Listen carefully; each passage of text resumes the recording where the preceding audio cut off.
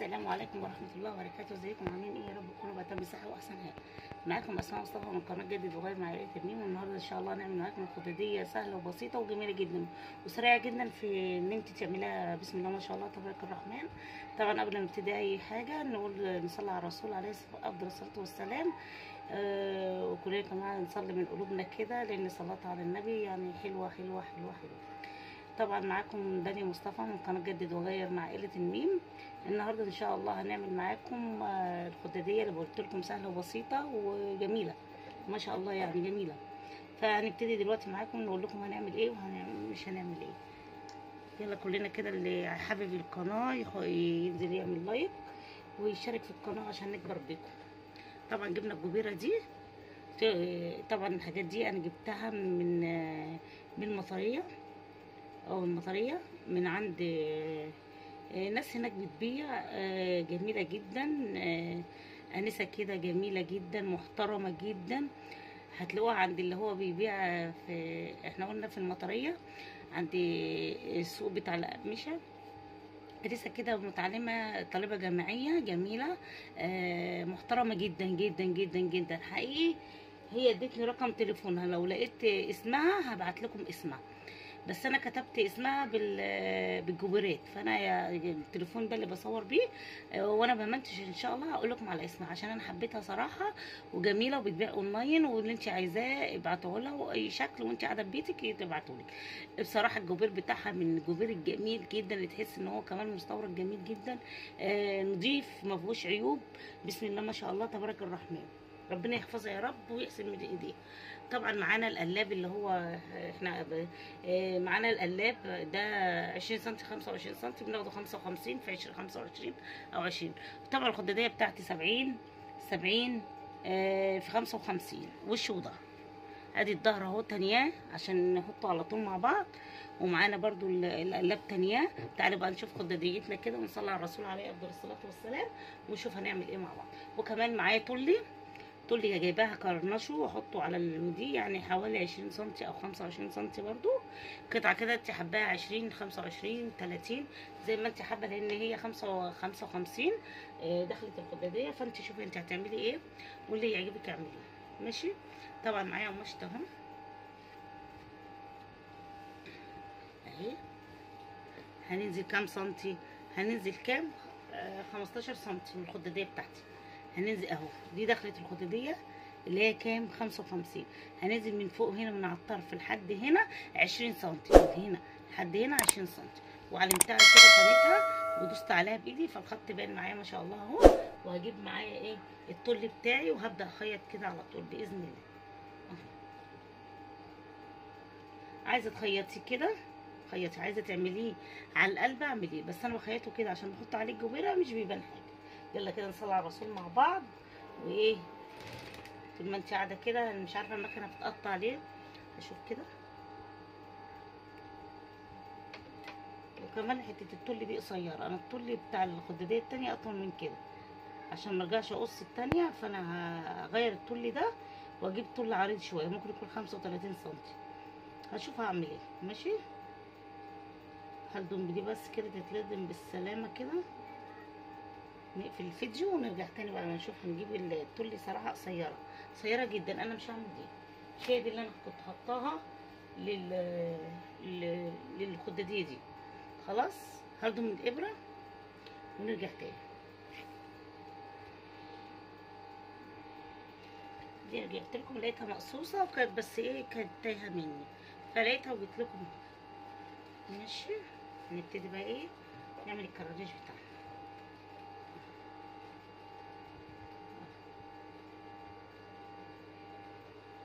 نيجي هنا، دي كانت دقيقة اصلا فيها برص، نحطها كده. بسم الله الرحمن الرحيم. هبدأ ايه امشي على الخط اللي انا ايه عملته. خلاص بسم الله.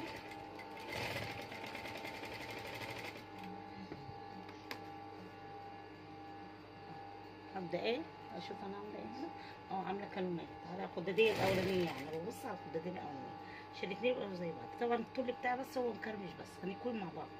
هكوي معاكم دلوقتي. ماشي.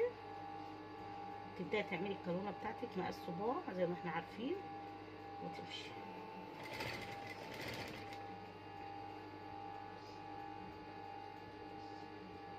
الفيديو اللي فات يا جماعه عايزه اشكركم من المتابعه.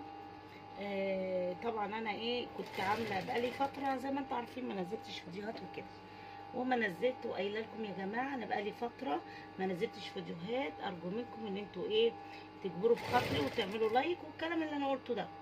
لو انت حابه تتفرجي على منظر الملايه كلها في الفيديو اللي قبل ده تمام. لو عرفت احط لكم اللينك احط لكم، ما عرفتش انت انزلي دوسي على القناه على جدد وغير مع عائله ميم، هتلاقي قدامك شكل الملايه على طول على البانر ماشي، هتلاقيها قدامك كده واتفرجي عليها. فانا بقالي فتره فصراحه انا كنت حاطه 3 ملايات ان هم ملايه زي دي بامبا والملايه بامبا حلاوه والملايه البيضه دي وملايه كانت لونها بيش ماشي. فانا هنزلها لكم برده بس بعد الخداديه دي على ان لقيتها. فانا بفتح الفيديو بشوف الدنيا فيها وانا ماشيه صح والدنيا ماشيه صح ولا في اي مشكله حصلت في القناه او كده ماشي. ففتحت القناه، اول ما فتحت بعدها بساعتين كده او 3 مش فاكره التوقيت تماما، فبلاقيت واحده بتقولي تاكي خيبه انت والله ما فاكره. حتى جيت اعمل له فرحانه قوي ان انت اول مره تشوفي ملايات. انا حاسه ان هي عبيطه قوي، عندها تخلف عقلي. قولي لي ليه عندها تخلف عقلي؟ لو ان والله الواحد ما يحبش الحوارات دي. ليه؟ لان واحده بتعمل ملايات ماشي، يبقى ازاي اللي بيصنع الملايات وبيعمل الملايات يبقى هو اول مره يشوف الملايات؟ سبحانك يا رب. الكلمه اصلا تحس ان هي حاجه مش طبيعيه، يعني مش في مكانها الكلمه اصلا. يعني ده انت بتحسسيني لاول مره تشوفي ملايه. انا اول مره اشوف ملايه، ده انا كرهت حاجه اسمها ملايه. ده انا بص ريحه القماش دي جابت لي تعبت لي صدري اصلا من كتر ما بسم الله ما شاء الله قل اعوذ برب الفلق، من كتر ما انا عملت ملايه. انا بعتبرها من الناس اللي هي اشوفها دي، يعني هي بتتكلم كده ليه؟ بصيت لقيتها سيرتها كل حياتها ان هي تجيب فيديوهات من هنا وتحطهم على وتحطها وتنزل ادعيه وتنزل. طب انتي بتنزلي ادعيه وداخله القناه تقولي كده؟ ده مش معقول حقيقي. استفزتني، ما لقيتهاش يعني ان هي بنت منقذه قوي ولا بنت بتتعب قوي ولا بنت مثلا. ده انت كل اللي بتعمليه بتاخدي من هنا شفافه بتاخدي بتنقلي من هنا بتحطي هنا، يعني ما بتتعبيش. عامه انا مش مسامحاكي وحسب الله ونعم الوكيل فيكي، لان انا قلت ان انا بقالي كام شهر ما نزلتش فيديوهات وقايله الكلام ده في الفيديو. ارجو منكم ان انتوا تحفزوني عشان انزل لكم فيديوهات على طول. ما شاء الله راحت ادتني تعليق صراحه، يعني كل شويه اكتب لها حاجه لان انا كنت متعصبه يعني.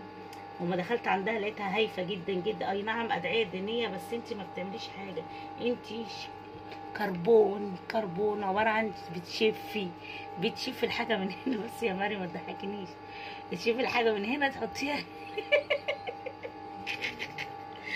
انا ما بعرفش اعمل حاجه جد قوي. خلاص يا جماعه مش هتكلم اللي انتوا عايزين قولوه. عايزه ايه؟ لا ما تقعدليش هنا، ده اصلا ما فيش هوا هموت. خدي قصري القص. الهبل ده جاي توصلك القصه بمقص بتاع القماش عشان يبقى شعرك طول الملايه؟ اي لئيمه، شفت البيت لئيمه. اوصلك بالمقص ده بتاع الملايه عشان شعرك يطول؟ طب استنى اقفل واوصلك. بسم الله. وزي ما شفتوا كده احنا جبنا القطعه بتاعتنا اللي هي طلعت كام؟ طلعت دي 35 سم او اكتر كمان. انا هقيسها معاكم عشان يبقى كلامنا التمام. كام ده؟ ده 40 سم كمان، 40 سم. خلاص كده عملنا اهي الطول بتاعنا، خلصنا الطول بتاعنا. طبعا خدنا من فوق لتحت كده 20 سم. خلاص 20 سم اهي، وجبنا كده وحطينا الطول بتاعنا زي ما انتم شايفين. طبعا مش هيبان لما نحط عليه بنتي دخلت طلعتنا من الموت خالص. بصي لي شعري يا ربنا. بسم الله الرحمن الرحيم اهو.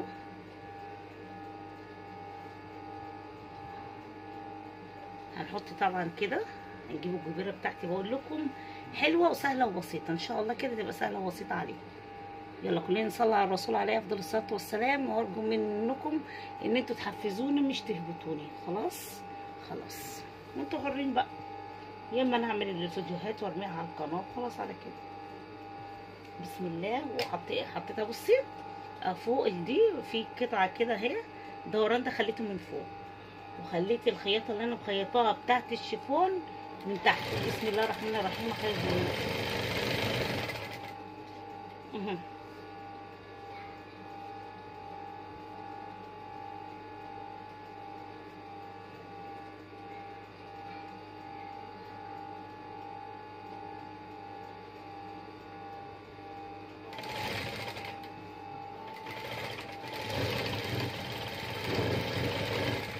زي ما انت شايفه كده. اللهم صل على النبي اهو. بص بقى محطت، يا سلام ادت منظر، خليته كالعروسه. ماشي هنكمل كده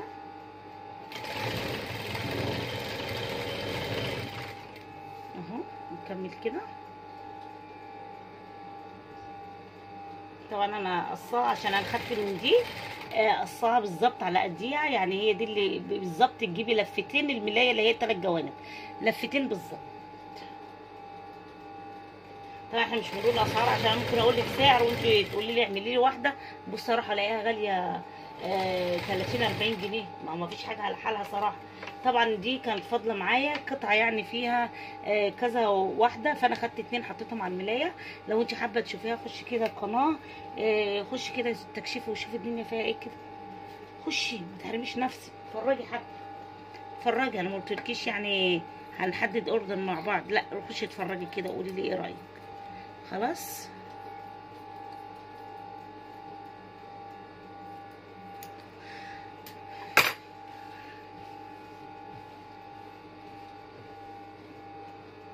اخيط تاني عشان ايه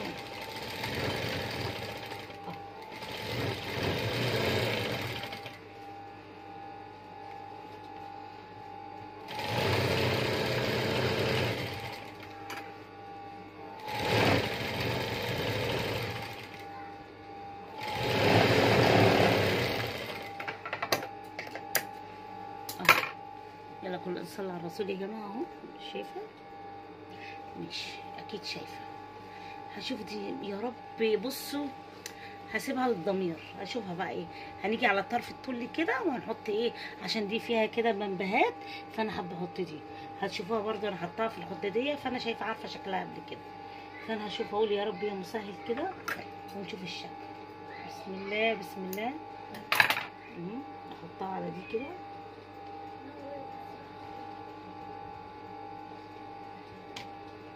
انت عندك درس؟ وامشي كده على الحرف، على حرف الطل، ما تشديش عشان الطل فيه مطه، خلي بالك. خليكي مرتاحه كده وانت ماشيه، ريحيه خليكي مرتاحه. بصي تحطي على الطل وتمشي بالشكل ده. ماشي حطي على الطل وتمشي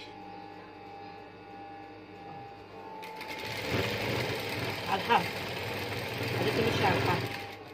يعني طرف بره بتاع الدواس وطرف جوه، والابره بتنزل معاكي في النص. خلاص اهو. حط على الطرف كده كشكل، يعني هي مش محتاجه والله، هي جميله من غير اي حاجه. ساعدها كده بس في الشده عشان خاطر يا رب يا رب. بس اللي حته الستان، اخر حته ستان عندي، اخر حته جبيره عندي، اخر حته طل عندي، مفيش حاجه عندي تاني.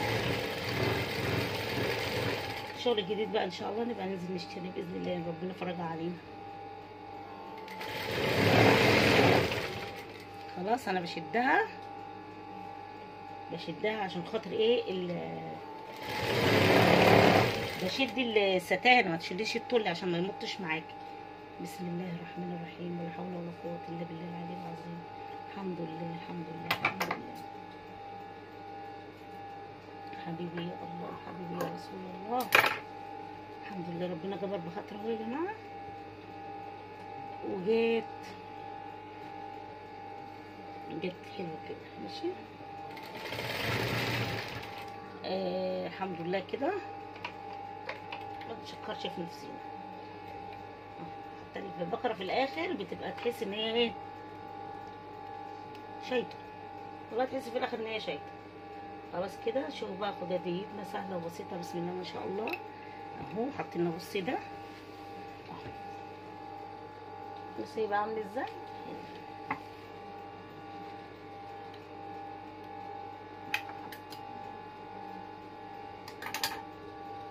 بسم الله الرحمن الرحيم. اللهم صل وسلم. لا انا هقفل وانور عشان خلاص النظر راح. يلا نكمل.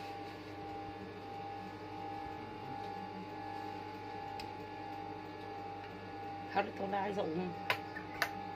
حلقت خياطه صعبه صعبه صعبه صعبه صعبه في الصيف. والواحده لو قلت لها حاجه ايه كام، لو انها ممكن تروح تفصل فستان عادي تدفع 500 تدفع 1000 عادي.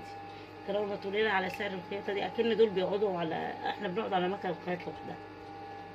متدفعش كهرباء متدفعش اي حاجه، مجهود. الواحد بقى نص ميه والله.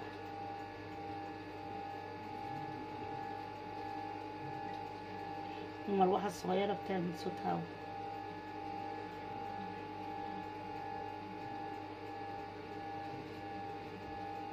يعني حاسه اصلا الصوت هيطلع واطي، لو طلع واطي اسجله، لو طلع كده اعرف ان انا بتكلم بصوتي.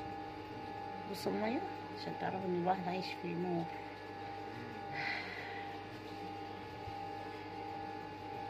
يا رب يا مساء.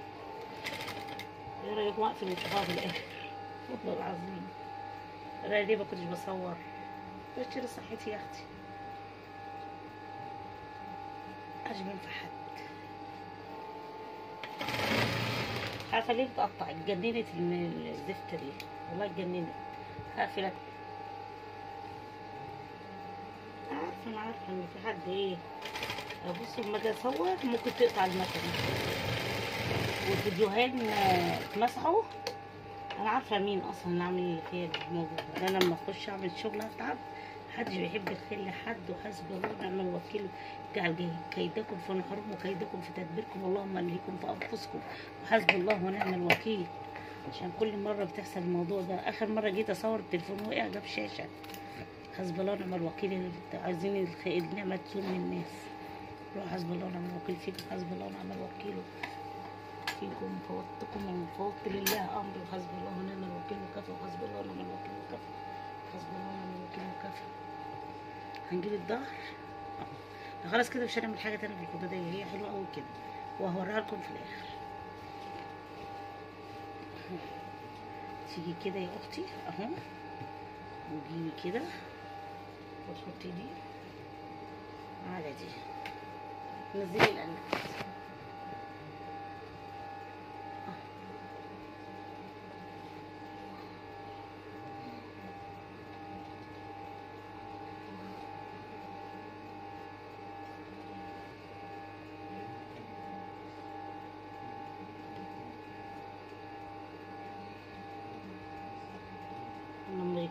اللهم اجعل كيدكم في نحوركم وحسبي الله ونعم الوكيل. وزي ما بتعملوا يترد لكم من عند ربنا، مش عند ده ولا ده، عند القوي، من عند الجبار، عند ما بيغفر ولا ينام. ترد لكم في عيالكم وحسبي الله ونعم الوكيل فيكم. بس كل ما اقعد على المكنه افضل يجي 10 15 يوم عيان. حسبي الله ونعم الوكيل فيكم. جعل كيدكم في نحوركم وكيدكم في تدبيركم، اللهم اهلكم في انفسكم.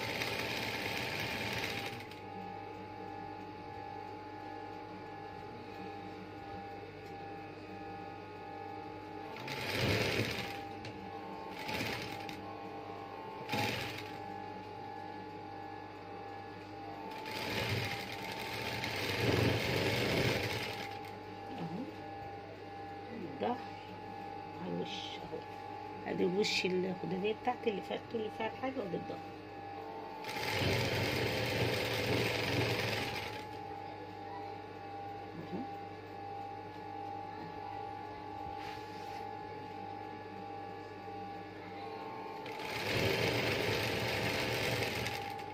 والله انا كنت اصور تاني، بس انا قلت اشغل القناه ساره خسارة زي دي الناس بتموت ان هي تعمل 1000 مشاهدة ولا 1000 قصدي مشترك، وانا رامية قناة زي دي كده خسارة. قلت اما اشغلها وكده كده انا بعمل ملايات، قلت اشغلها.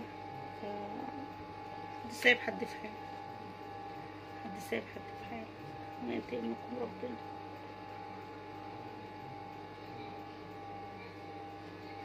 ومنتقم الكفار لا يغفل ولا بينام. هو اللي خلق الكون كله، الانس والجن، اللي خلق الانس والجن. ولكن عظمت قدرتك فيهم يا رب.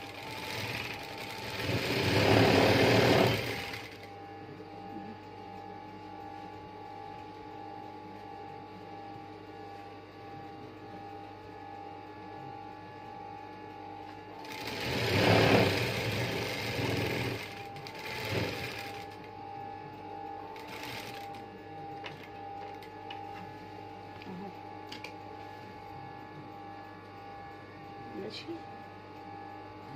اهو.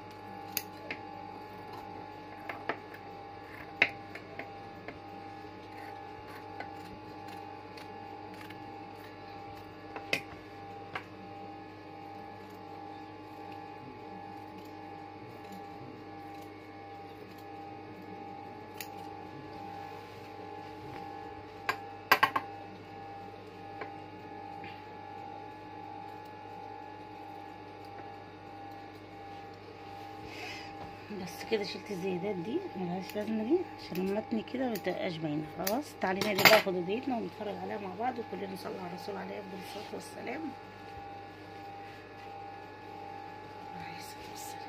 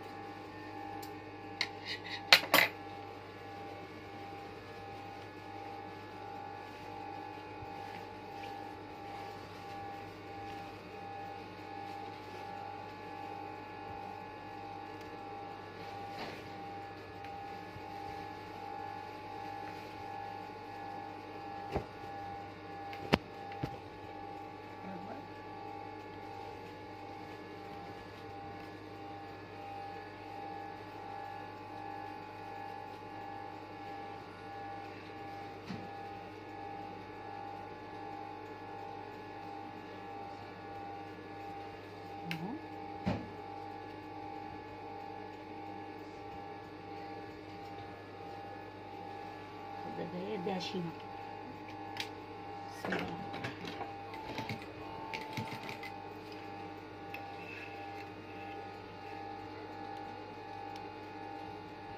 بس يا جماعه انا هعمل شيمه وارجع لكم ان شاء الله. الخضريه متلبسه ومكويه في امان الله، عشان اتخنقت والله، كانت الخنقه بنت لذينه. يلا سلام مؤقته. شوفوا الخضريه وهوريكم كمان شكل الملايه عشان لو حبيتوا تتفرجوا عليها خش الفيديو.